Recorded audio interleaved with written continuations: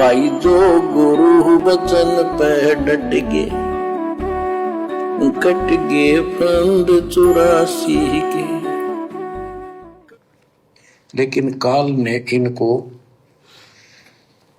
अधूरा ज्ञान दे रखा, इनकम्प्लीट और भ्रमित ज्ञान है। जैसे चारों वेदों में एक ही मंत्र है जो ब्रह्म साधन का, बाकी और किसी की भक्ति का जिक्र भी नहीं है, ना कोई और मंत्र है। यजुर्वेद अध्याय नंबर 40 श्लोक 15 में ओम कर्तु समर कल्वे समर कर्तुम समर, उसमें लिखा है ओम नाम का जाप काम करते करते विशेष कसक के साथ और अपने जीवन का मूल कार्य कर्तु काम समझकर करो। और ओम नाम से क्या प्राप्ति होगी? श्रीमद देवी भागवत पुराण 6 स्कंद में देवी दुर्गा जी हिमालय राजा को स्पष्ट कर देती है, क्योंकि हिमालय राजा देवी का पुजारी था और वो मोक्ष की डिमांड कर रहा था, क्योंकि धन राजा के पास बहुत होता है, सब सुविधाएं होती हैं, पर वो आखिर में वो भी थोड़ी अच्छी नहीं लगती, मोक्ष मांगता है।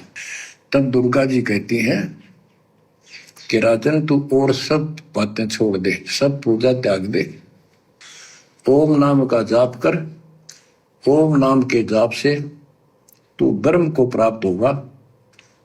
देवी दुर्गा ने क्या कहा राजा हिमालय को कि तू और सब बातें छोड़ दे, केवल ओम नाम का जाप कर। और वो ब्रह्म खंभ रूपी आकाश में रहता है, ब्रह्मलोक में रहता है।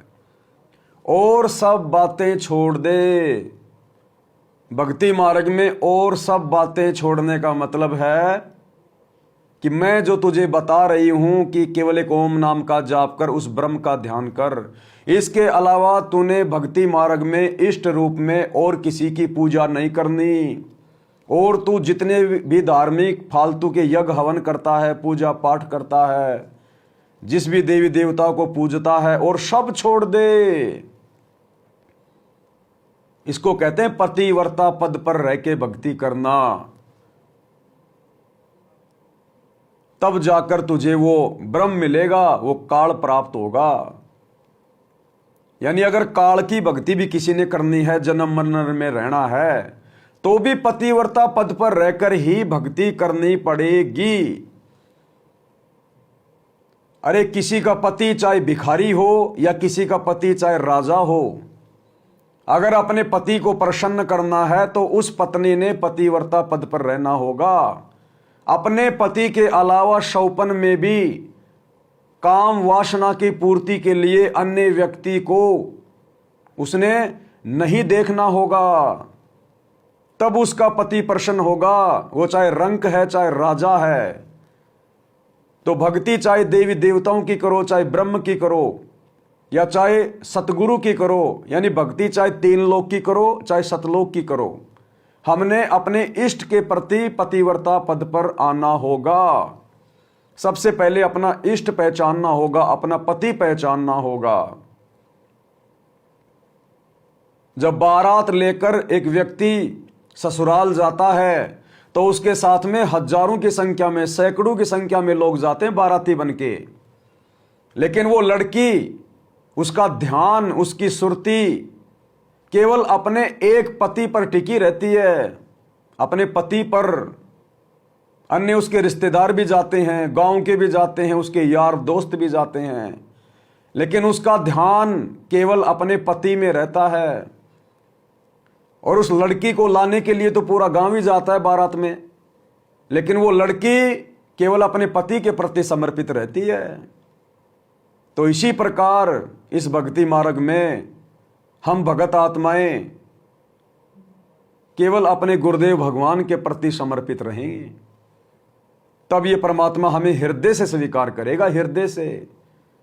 अन्यथा लोकलाज में आकर जिसकी पत्नी उल्टे काम करती है, जिसकी पत्नी गैर पुरुष से संपर्क रखती है, और यदि उसके पति को पता चल जाए, हो सकता है उसका पति समाज की लोकलाज के डर से कि यार समाज में मेरी बेइज्जती हो जाएगी, हो सकता है उसको अपने घर में रख ले, घर से बाहर ना निकाले, लेकिन उसे पत्नी रूप में स्वीकार नहीं करेगा। उसे वो प्रेम नहीं देगा जो एक पति ने अपनी पत्नी को देना चाहिए।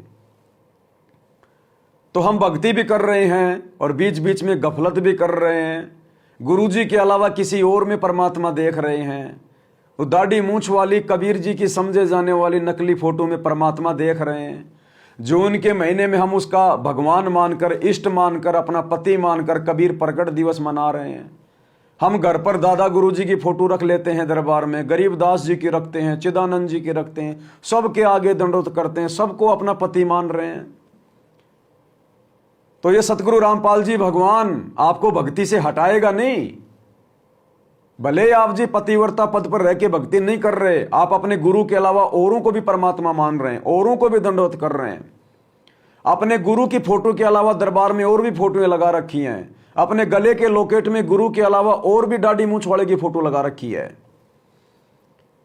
तो ये परमात्मा आपको भक्ति से हटाएगा नहीं, आपको मारेगा नहीं, पीटेगा नहीं, लेकिन ये आपको दिल से स्वीकार नहीं करेगा। ये दिल से तो स्वीकार उसी समय करेगा जब ये हमारे आचार विचार व्यवहार से भली भांति परिचित हो जाएगा, क्योंकि ये अंतर्यामी है। भले हमने अपने घर से फोटो निकाल दी, सारे काम कर दिए, और यदि दिल से अपने गुरुजी को भगवान नहीं माना, अपना इष्ट नहीं माना, कहीं न कहीं हमारी आस्था उस गरीब दास में, उसके बोध दिवस मनाने में, उस दाढ़ी मूंछ वाले कबीर में, जून में उसका प्रकट दिवस मनाने में, अगर कहीं भी हमारी आस्था रही जरा सी भी 1% अंश मात्र, तो इस परमात्मा से तो कुछ भी छुपा नहीं हुआ है। तो मन की सोच को जानता है। उस समय भी ये गुरु हमें हृदय से स्वीकार नहीं करेगा। और कहते हैं जब तक हम अपने गुरुजी के दिल में नहीं बैठेंगे, उनकी पूर्ण मेहर प्राप्त करके, तब तक भाई और बहनों भक्ति पे स्वीकार नहीं किए जाएंगे अपने गुरु। भाई जो गुरु बचन पे डट के, कट गे फंद 84 के, कट गे फंद 84 के, कट गे फंद 84 के।